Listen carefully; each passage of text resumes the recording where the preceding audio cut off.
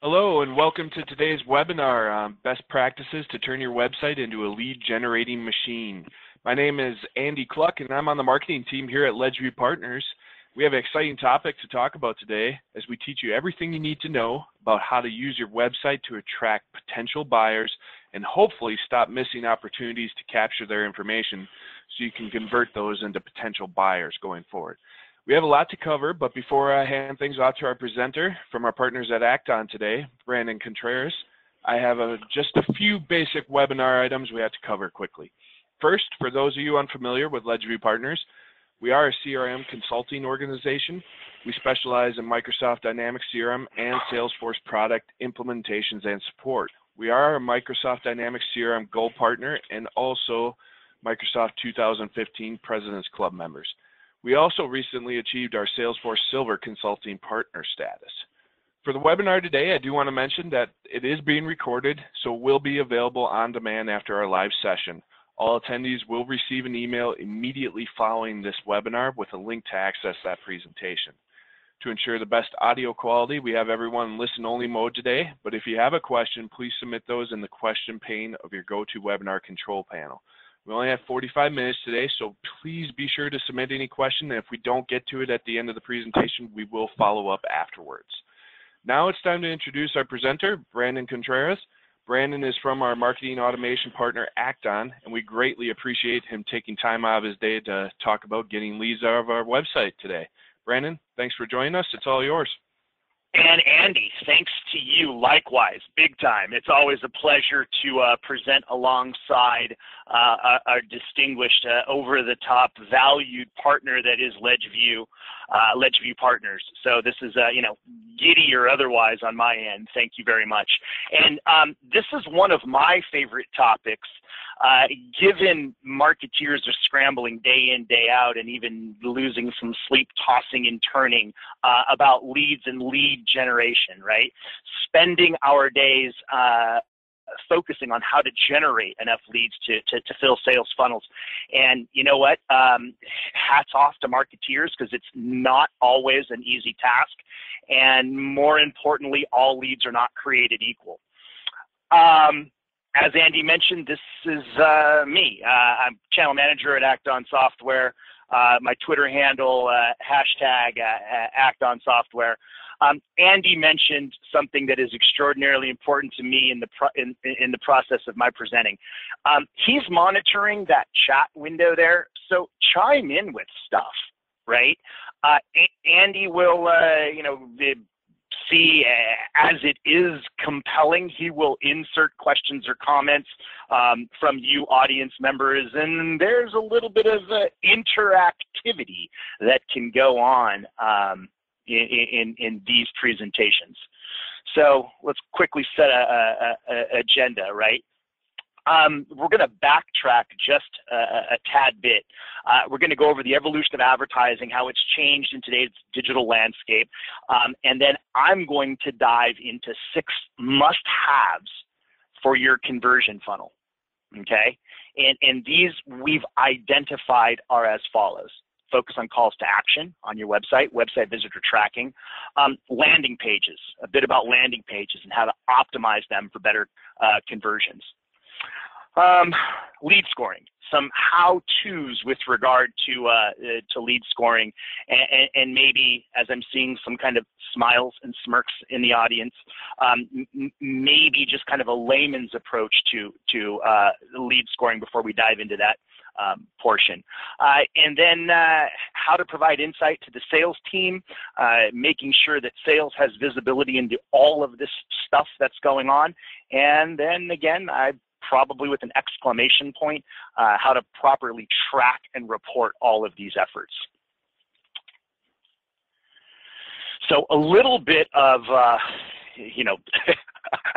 don't profess to be the back in the day of advertising, but I think we can all agree, given our experience as marketeers in the past, maybe dating back to the 50s and 60s, and now images of Mad Men or reruns of Mad Men are going through my mind, right? The goal of advertising had been to get as many eyeballs on your brand as possible. And saturation was over the top of the goal of all of this. Okay, completely saturate the media with your brand message. And on top of that, you had to build a mass amount of brand awareness to create that trust with your audience. Again, nods, smiles, and smirks. You get it. The more advertisements that were placed on things like, I don't know, bus benches, right? Jingles on the radio or television, the ads in local newspapers, the more of these that you were putting out, the better. And again, over the top, it was saturation, right? Canvassing the universe style approach. So now, with the advent/invent of the World Wide Web, right? The evolution of technology, now we as consumers, I'll have you put your consumer hat on briefly, the access that we have to information is completely unlimited, which even more so, and scary but good, double-edged sword, the access to choice is also unlimited. So with the saturation and now access to information being unlimited and choice being unlimited, huge paradigm shift in marketing, right? Where the consumer now is the individual defining the buying process. The consumers, and again, as we still have our customer hat on, we're in the driver's seat, right? We have the power to find and discover products whenever we want, at our leisure. And we can continue to further direct our own buying journey. Now, flip it, because you as the marketeer could lead the buyer down a specific pathway, and we're going to be talking a bit about this, right? So from a marketing perspective, this means that advertising and media saturation is just not as significant as it used to be. We as consumers are constantly bombarded with messages. And more importantly, consumers can and will choose to tune us out.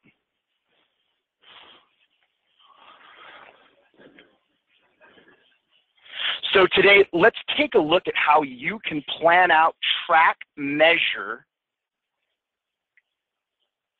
a customer's experience and readiness to buy after they've approached your website, after they've seen some pages on your website. What can we do now to lead them down a specific journey, right? More importantly, the goal today is to give you an understanding of how to optimize the conversion funnel for digital marketing campaigns and connect your ad spend to revenue so you can track effectiveness. Now, many a conversation with marketing departments. They approach CEOs saying, hey, look, I need some dollars and cents for an ad spend. Maybe we're going to do some pay-per-click online advertising, Facebook ads, fill in the blank.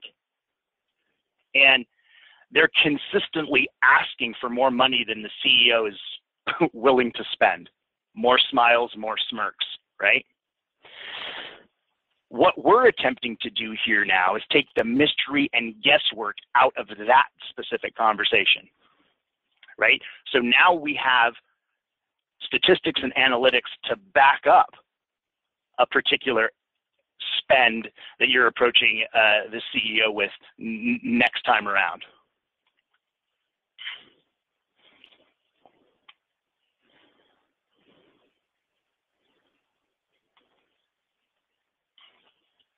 Little bit on these three phases and these three stages, right? The yelling and screaming that happens from a mountaintop, directing individuals to your website. And your website can be a bit of this yelling and screaming too, right? Attracting individuals to your website. Then further, converting these visitors into leads. What's going to happen once they get there? How are we going to determine who they are? How can we identify who they are? That conversion process, extraordinarily important. And then even more so, turning these leads into customers, right? Giving insight into that sales professional so that there is a timely call, some sort of timely reach out to all of these leads that we have in this particular funnel.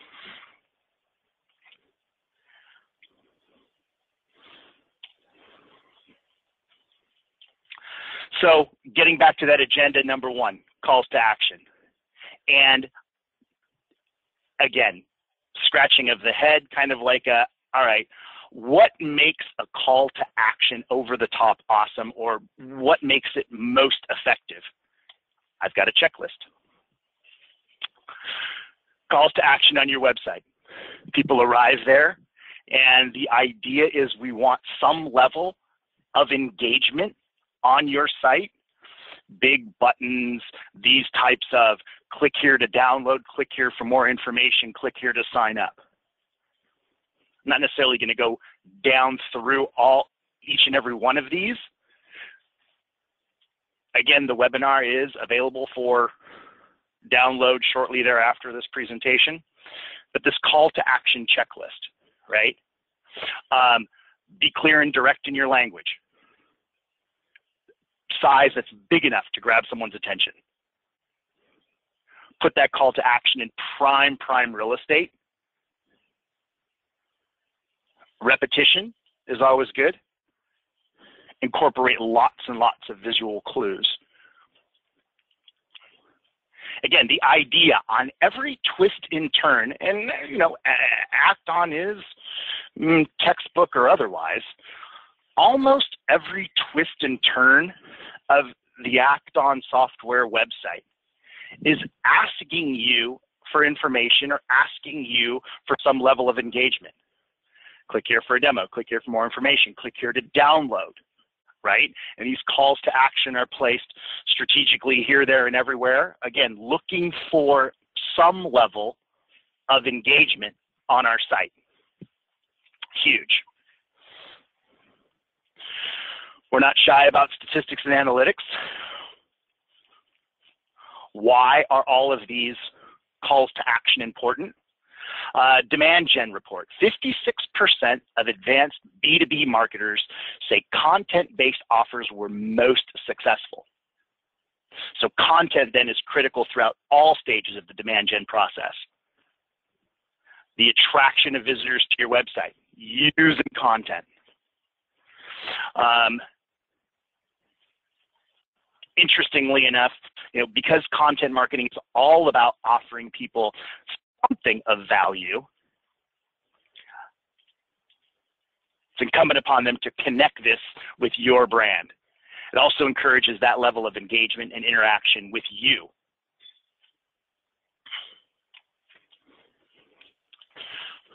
Further, calls to action.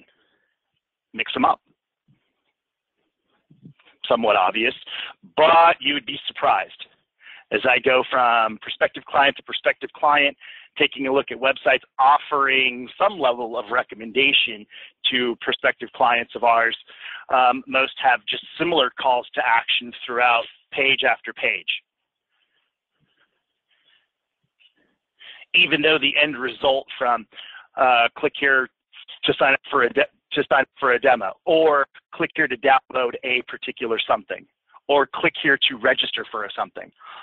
All of those, the verbiage is different, but the colors of the call to action, the buttons that are being used are all similar. Idea here, mix them up.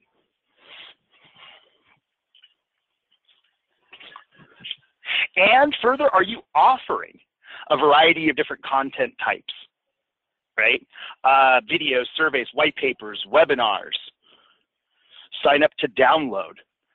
The analyticals in the audience more often than not prefer to download a white paper, right, that they can print and review for later. Pulling out that highlighter of important information on some sort of white paper that they've printed. Again, by offering a different, a menu of different things, you now have the ability to touch a wider variety of engagers on your site. Huge.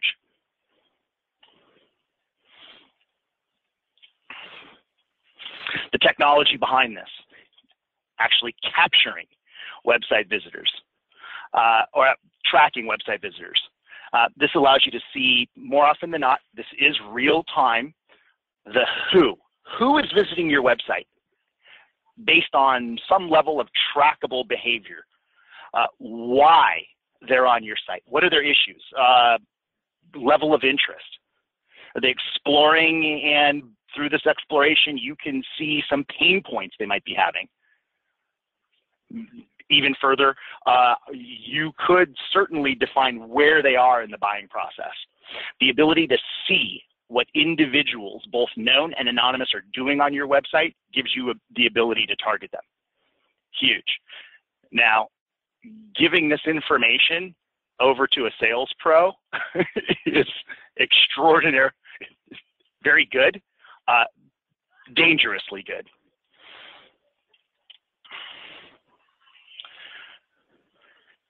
Let's break this down even further.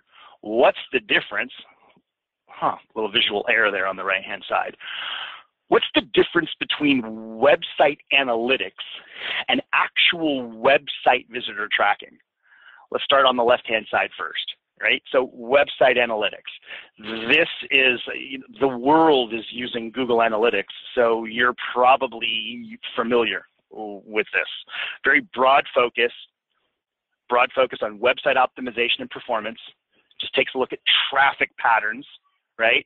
This assists in optimizing site functionality and the online experience, and some of those common metrics include unique visits and page views.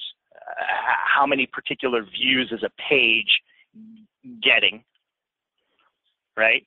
New visitor rates, bounce rates, average time on site.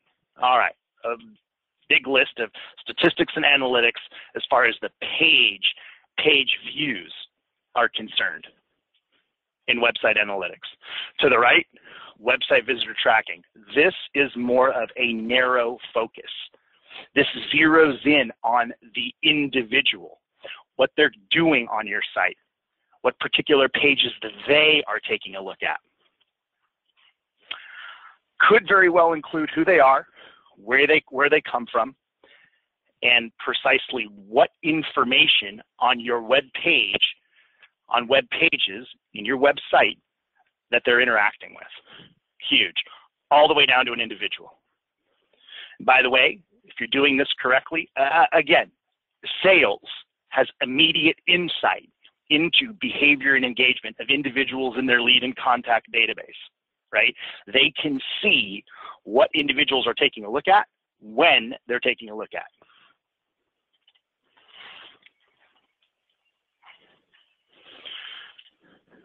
So how do you capture these individuals? So we talked about the calls to action, right? When they're looking at content, somebody actually clicks on something. Converting visitors to leads is a critical step in the demand gen process.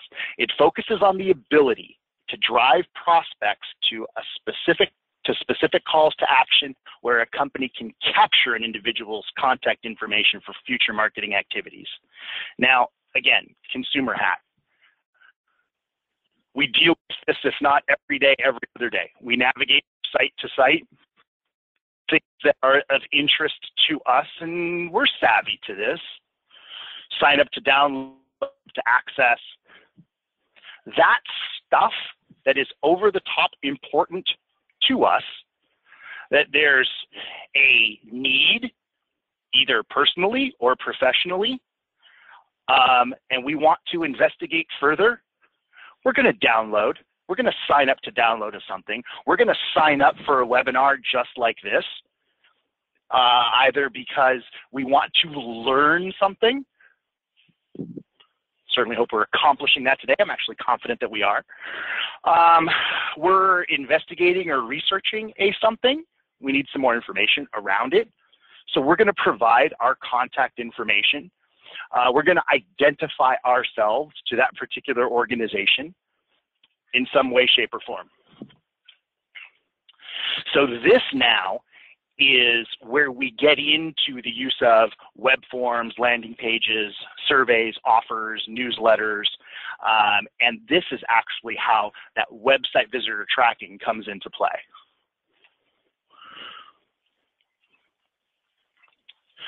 So first, the identification of anonymous visitors. So the platform that you're using, possibly, maybe, can tell you where a person is coming from. The technology behind this is pretty straightforward, right? This reverse IP lookup, I think back to the day, and maybe most of you on the call can remember, somebody would call us on our landline, and this is like way before, I guess, caller identification. I don't profess to be a telecom historian, but way before caller ID, remember that star 69 thing that we used to do to call back somebody that called us? Well, this is very similar, right?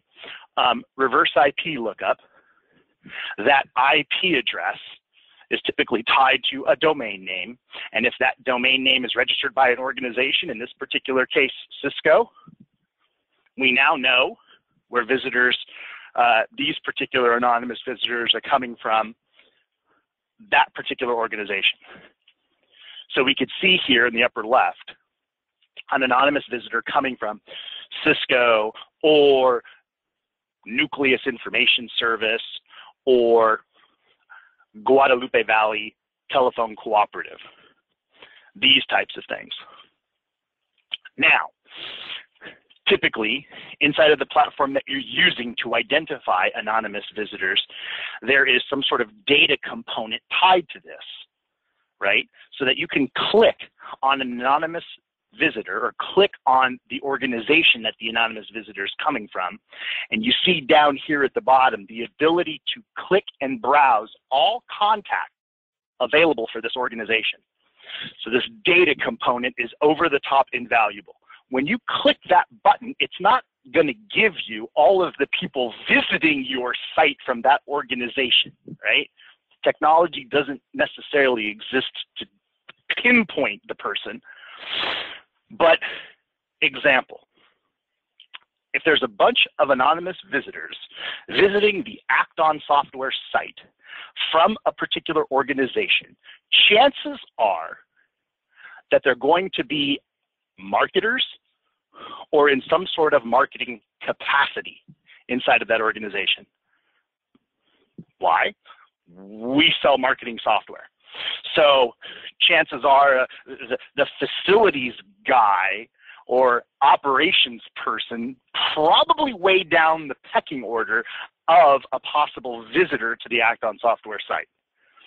I want to zero in on individuals in a marketing capacity. This data component allows me to pull all available contacts in that organization, first name, last name, contact information to include job title. I'm zeroing in on marketeers, and if I wanted to get real aggressive, I could pick up the phone and call into that particular department. Options.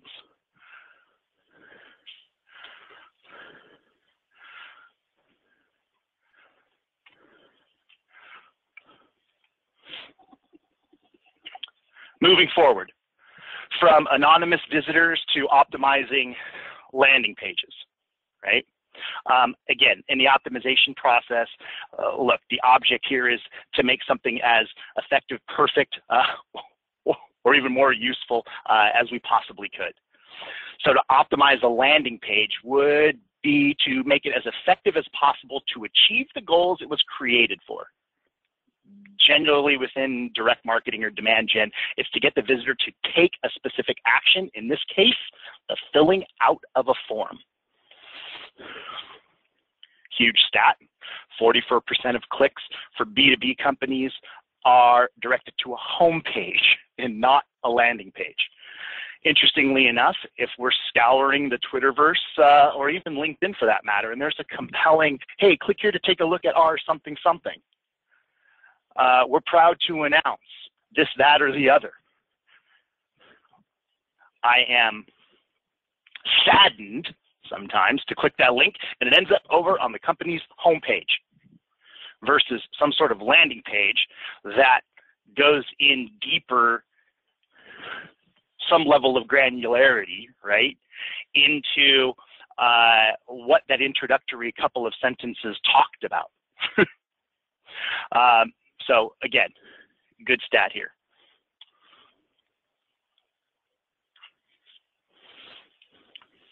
So now, how can you ensure that landing pages you're directing traffic to are optimized to convert leads? Testing these landing pages. And many of you very well may be familiar with A/B testing. That's the preferred method for marketers to test best performing elements, including emails, landing pages, any and all content can be A/B tested, right? Again, for 2 years running, A/B testing is the most used method for improving conversion. Interestingly enough, the platform that you're using for A/B testing is probably not just A versus B. It could be A versus B versus C versus D versus E versus G, almost unlimited, right? So you have the ability to put out 5, 7, 10 pieces of content, testing it into a subset of a particular audience, I don't know, over 1,000, 2,000, 5,000 people, optimized for conversions and seeing which one prevails in that group. So again, doesn't necessarily have to be A versus B, could be A versus a group of others. So then what are we testing? Things like the subject line, right? Copy length, number of form fields, form placement, images, offers, button copy, headline, all of these things are tested. So now if you think about a particular landing page that you have, could be very easy, should be very easy to create multiples of this landing page, mixing it up a little bit. Put your market to your creative hat on and testing all of these things. Should I place the form above the fold, below the fold, to the right, to the left? What about colors, different images? Do different images on the landing page make the landing page, make variant A perform better than variants B, C, and D? Again, testing, having the ability to test.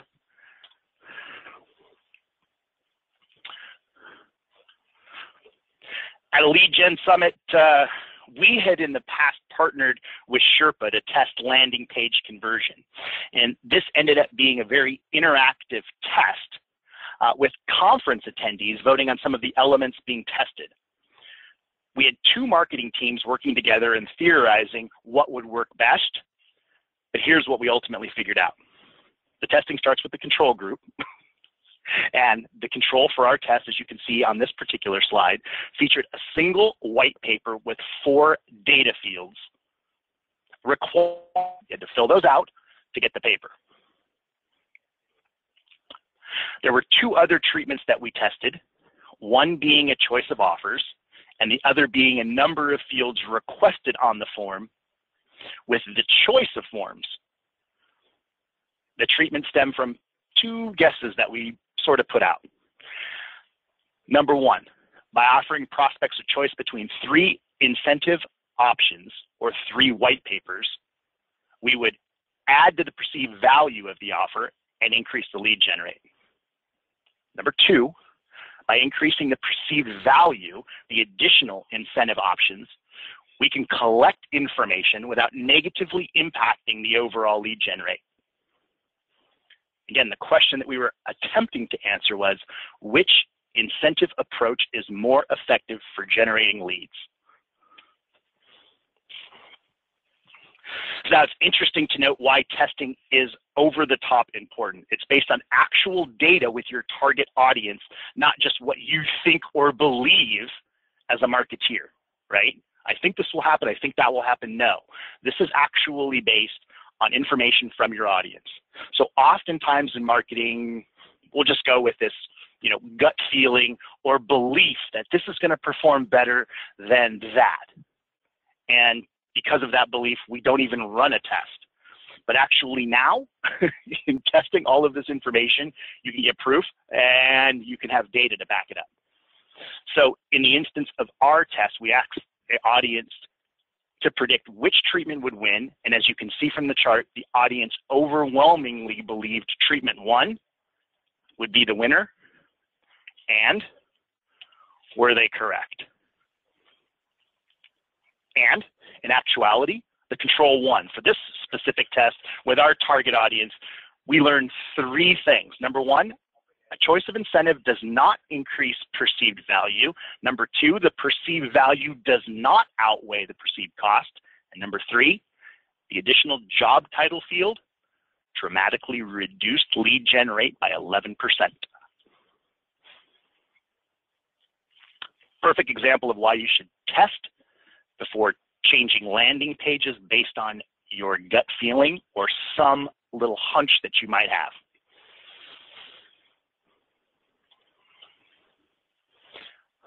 Off we go into lead scoring, switching gears a little bit, right? We're again talking about how we can continue to engage, track, measure website visitors, but lead scoring actually provides a great way of attaching a particular point value to behavior and engagement, right? More of a dive here. So now lead scoring gives your organization an objective system for ranking your leads. And if we think about all of the engagement individuals end up doing with us, they visit our homepage, they can get a point. They view a survey of ours, they get further points. They actually complete the survey, they get an increased number of points. So again, just from the layman's perspective, lead scoring is attaching a simple point value to behavior and engagement. Pretty straightforward. Question? Can that point value be customized by your organization? Absolutely, positively.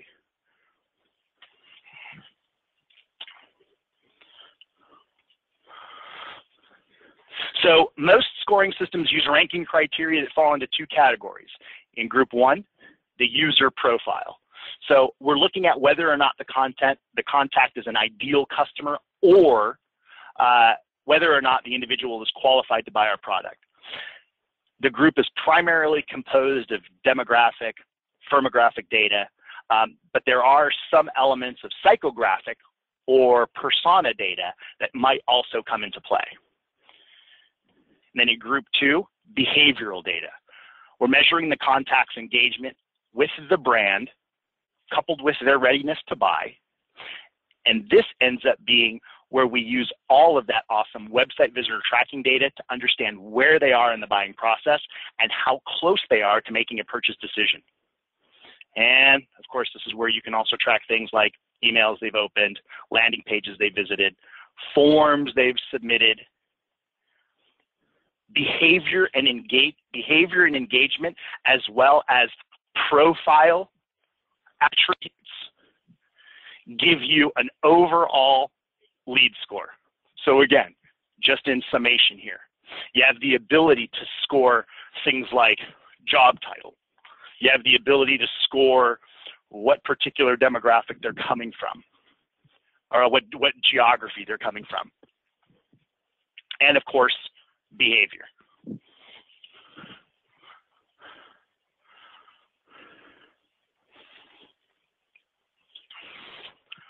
Love this. So all pages are not created equal.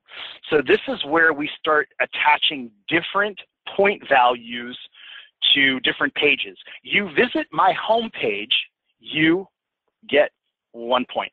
You visit my pricing page, you get 10 points. So obviously, and this part makes the most sense for me, as the mayor of Simpleton, probably not the smartest sales pro in the classroom, but I know that higher valued lead scores, i.e. a person with a lead score of 150 is going to get my attention before a person with a lead score of 75. The person with a lead score of 150 is obviously clicking, viewing, downloading, accessing information more so than the individual with only 75 points, right? So again, when we touch on sales insight, we have now a unified way to rank these individuals who's behaving and engaging the most, tying it back to pages. Again, difference between like a home page versus like a pricing page. In this example, you visit the careers, we have the ability to give you minus points. Further example of this. Something along the lines of you visit the pricing page, you get 10 points. Look down there at the bottom. Visitor clicks on the company's jobs webpage, they get minus points. So why would we do something like this? Why is this important? 70% of sales leads are not properly leveraged or are completely ignored. And I know this upsets most, if not all of you. This wastes marketing and program dollars. That's not me. That's our friends over at Gartner.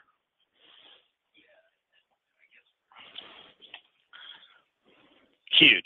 Further, the impact of lead scoring. From our friends over at Marketing Sherpa, the average lead generation return on investment for organizations using a lead scoring process is 138%, in comparison to 78% from those who are not using a lead scoring process. So lead scoring not only increases lead gen ROI, but also helps bring sales and marketing into alignment on a common, agreed upon goals and objectives. We're on the same page now, right? We have common dialogue.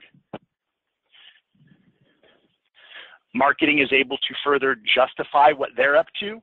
Sales has insight versus in years past, and I do say it's years past because the alignment of sales and marketing now is more common and continuing to gain more ground than ever before. In times past, I remember, being a sales pro for a large organization, marketing would attend a trade show. They'd come back with, 500, 700, 1,000 names, business cards they've collected. Here's all your leads. Pretty much that was the highlights. No other information or insight. What was the conversation in the trade show booth? Were they just there for the squishy toy, or are they very interested in products and services that we offer?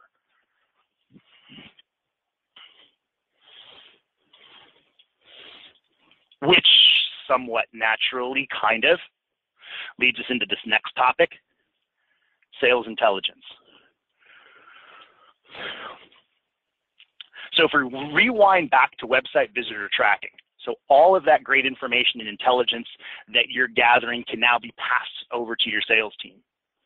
Because this data is connected to an individual, it is imperative, and it can be, displayed in CRM, whether it's Salesforce, Sugar, Microsoft Dynamics, etc. On the leader contact view, there can now be a link inside of CRM for your sales pros to see this information. Further, real-time notifications. Love this. I love getting an email alert or a text message alert to my phone when a large organizational decision maker from a large org is on our pricing page. That's huge for me, right? It gives me the ability to quite possibly pick up the phone and present myself yet again as a resource. Steve, if you have any questions or comments as to how we price our subscription, I'm here to help. Those types of things.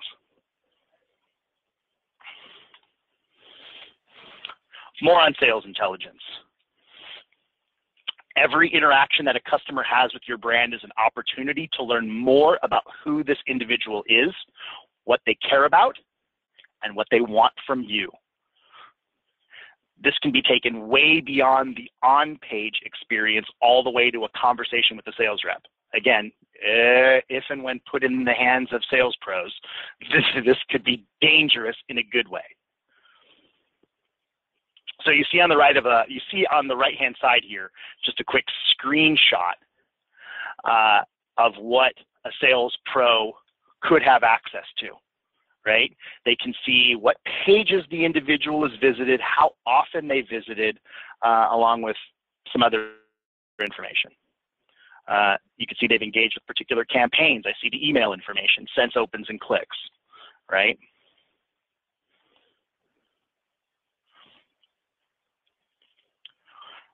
For us as sales pros, helps the sales team determine how and when to have sales conversations with prospects.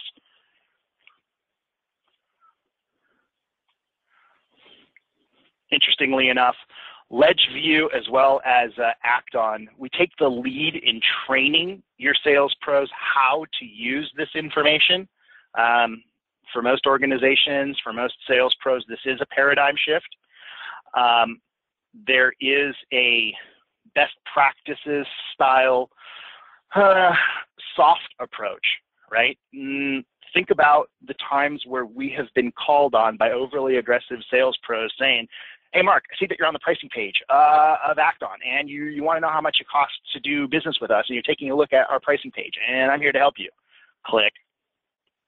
Right? So there's this kind of wink, wink, nod, nod that we attempt to school into sales pros that, you know, hey, there's a way to be overly aggressive, but yet with a soft touch when picking up the phone and calling individuals after they've downloaded something or after they've accessed particular pages on our website. But again, most sales pros agree this type of information decimates the cold call. We can now begin to have very warm conversations. Huge. Tracking and reporting. The last of our 6 here. So hopefully my effort to bring all of this together with tracking and reporting, we talked about the kinds of tools that you want to have in place, how to optimize the conversion funnel for your ad campaigns. Let's now close the loop and kind of get to the bottom line here, right? I'll start by giving you a quick and dirty list of a couple of top line things that you want to track at each stage of the conversion funnel. So that as your funnel develops, you want to create more and more complex reports. Again, it's important to start with these high-level metrics first. For the campaign that's driving traffic to your site, you want to track the total number of clicks and click-through rates. So that's kind of sort of a no-brainer, right? Be sure to track the things that you offer by type and by ad medium or by vendor so that you can understand which offers are performing better and which ad mediums are ultimately getting the best result. This is important for optimizing later down the line and understanding where you should put your dollars in future campaigns. That second stage of the funnel should be tracking total page conversions to understand how many leads your campaign is generating, conversion rates to understand the conversion efficiency of the campaign. If you're using multiple offers with multiple landing pages, make sure to track these conversions separately. If you're directing multiple ads to the same landing page, make sure you have the proper tracking in place to see the lead referral source. Last stage of the funnel, this is where we close the loop. You want to track total sales generated along with the lead to sale conversion ratio to understand the quality of leads your campaign is generating. Important to note, this sounds like a lot of reporting and tracking gobbledygook stuff, but it's pretty straightforward and easy to accomplish with the use of some level of a marketing automation platform. Example, we have something tucked into Act-On called Revenue Impact Report. X amount of clicks equals X amount of leads equals X amount of total sales. Again, we're connecting this into CRM, so we're seeing sales pros converting leads to contacts and inevitably opening up opportunities and attaching deal size, and we're tracking when those deals are closed. The platform is seeing that information, so we could actually bring this all together, create a nice, crisp, clean report to forward up the chain of command, up to leadership and saying, hey, we did this survey 6 months ago, and it produced this many leads, which opened up this many opportunities, which equaled this amount of closed business for this amount of revenue. Huge. Or some through, again, kind of side-by-side comparison, offer performance analysis. Hey, we, offer A, offer B.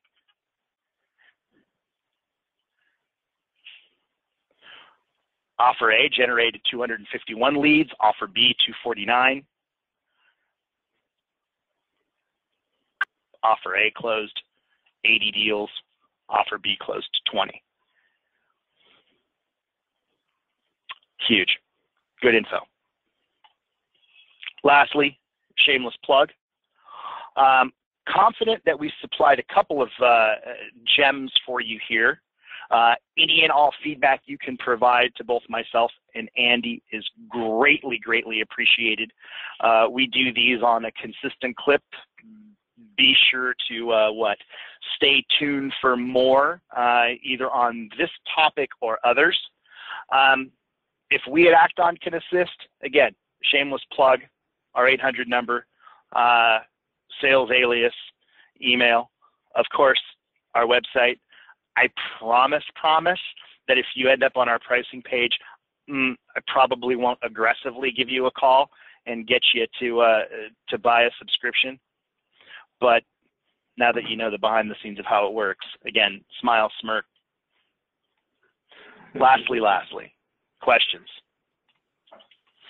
Looks like you got a couple questions there, Brandon.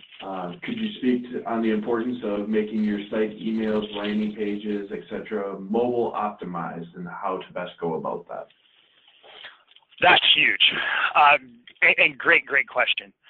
So the statistics that we're seeing of late, right, in the last 3 to 6 months, overwhelmingly, particularly on email, being viewed from a mobile device.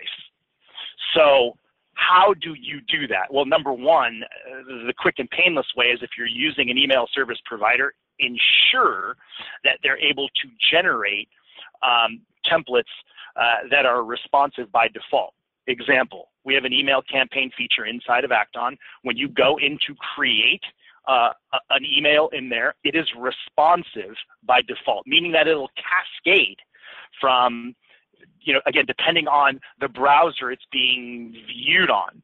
Right? So if you think about iPhone, seemingly most popular smartphone device, I guess, right? When you click on a specific email, the code inside of the message in and of itself realizes that this is being viewed on a very small email style browser and can cascade, make itself into one column on its own.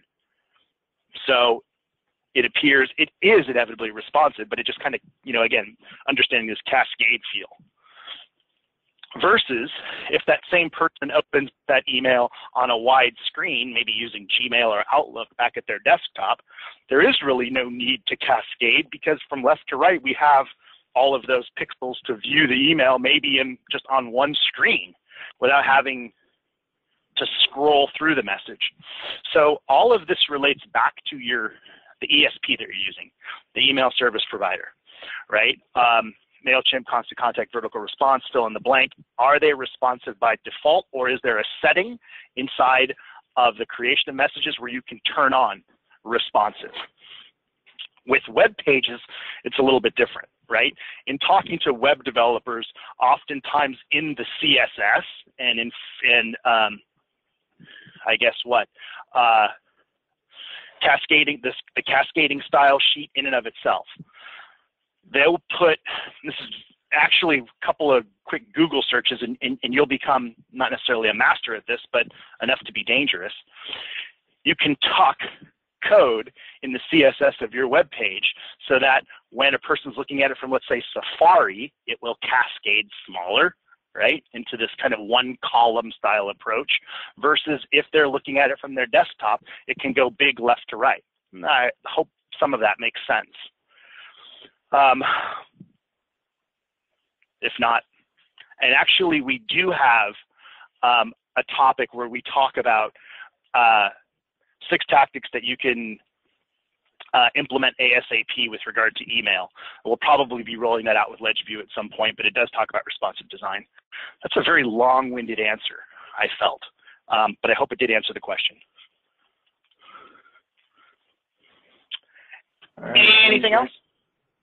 It looks like one person didn't see the difference between treatment 1 and treatment 2 in your presentation. I think there were some graphics that might have blocked it. Yeah, let's go back to it.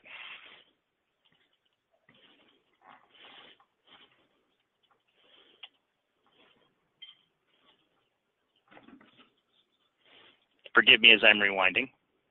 No problem.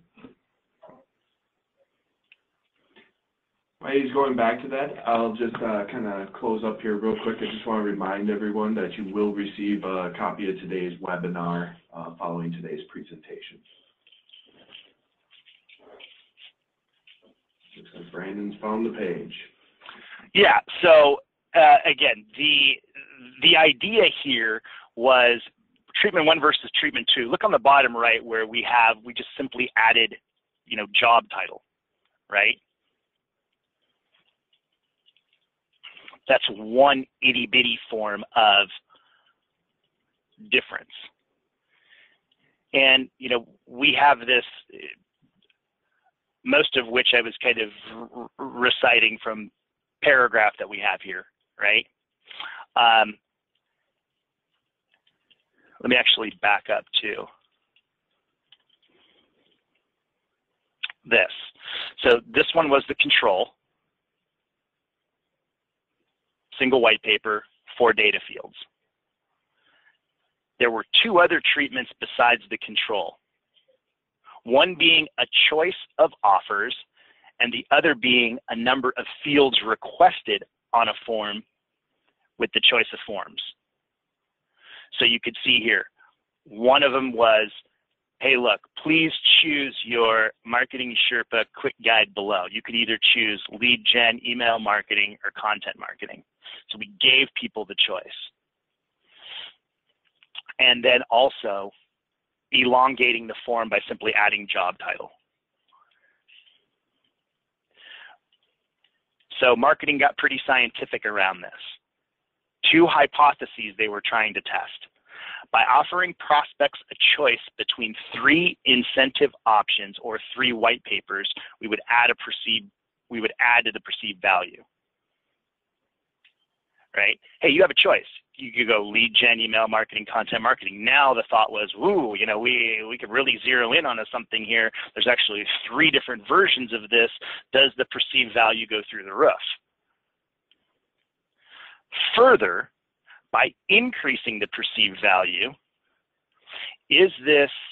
by increasing the perceived value, can we also get away with saying, give us your job title too? So increasing the perceived value with the additional incentive options, we can collect additional information, i.e. job title, without negatively impacting the overall lead gen rate. Like, this stuff is still going to perform extraordinarily well, even though we're asking for job title. And we feel we can ask for job title because we've increased the overall perceived value of this by saying, hey, look, there's 3 options that you can choose from. Making sense so far? Kind of, sort of? Sounds good to me.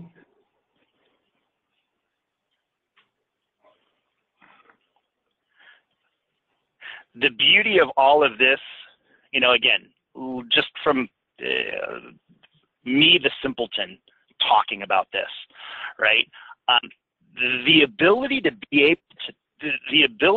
test your stuff right, with your audience, not you going, you know what, I got kind of a feeling that that's not going to work, so I'm not going to do that. I have a hunch that historically our audience hasn't been open to a this, so because they're not open to a this, I'm not going to do it.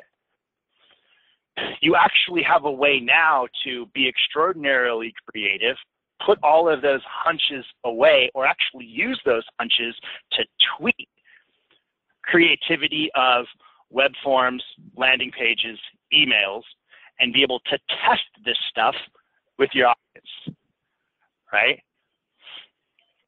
And then what have I found in talking to current clients? What have I found in prospective clients of ours that have tried this? You know, they say, there's a little bit of the naysayer in them. We've tried that and it hasn't really worked. You know, well, let's try it again and maybe add some more tweaks to it. And we can test it in real time. It's easy enough to see how it performs. And I love getting the, oh my gosh, I had no idea that would have worked, but look at the result we're getting on, you know, just based on conversion data. Huge, exciting. Another semi-long-winded answer, I felt, but hopefully drove the point home. We're bringing the bus into the station. Certainly appreciate all of you being with us. Thank you for spending 45-ish minutes of your day listening to me present. I appreciate it. All right, thanks, Brandon. That was a great presentation. As a marketing guy, I love seeing those leads coming through the website, so this is great stuff to kind of learn to fine-tune those things. As a closing reminder to everyone, once again, you'll receive a copy of today's webinar, so keep an eye out for that. Feel free to share it with others in your organization. They can benefit from it as well. Also, I just want to throw up, we have another great webinar coming up that I want to mention, and that's 7 ways to elevate your business with Microsoft Office 365. That's going to be next Wednesday, a week from today, and that's at 11:30 a.m. Central Time. Also, on April 14th, we have another webinar on marketing. That's one-to-one marketing through the use of marketing automation. I know Brandon touched a lot of times on marketing automation, using those templates to kind of fine-tune for mobile, having those built in, and Jody Gilroy from LedgeView Partners is going to go over that. So there'll be a link to register for both those webinars in the email later today, so be sure to take a look and feel free to register and sign up for those. Thanks again, everyone, for joining us, and have a great rest of your day. Take care, Andy. Thanks, all.